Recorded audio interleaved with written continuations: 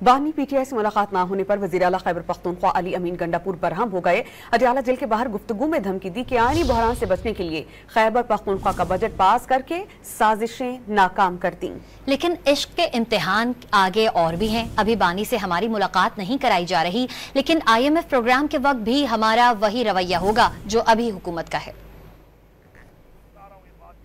कि हमारा बजट तो आईनी बहरान से बचने के लिए तकाजा था, हमने कर दिया, साजिश की नाकाम हो गई। अभी तो आगे अभी इसके इम्तिहान और भी हैं।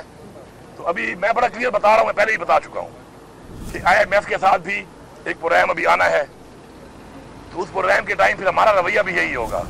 फिर हमें कोई ये ना कहे आकर लेक्चर देने आ जाते हैं, बड़े अच्छे बन के बंदे भेज देते हैं कि जी पाकिस्तान के लिए, वो पाकिस्तान का ठेका हमने उठाया हुआ है, मुलाकात नहीं करवा रहे, ये हम कोई इनसे मीटिंग नहीं कर रहे। और आगे भी कोई मीटिंग अगर आएगी तो फाइनेंस एडवाइजर मौजूद है, मैं भी नहीं कर रहा, आगे के लिए भी कोई मीटिंग से नहीं करनी।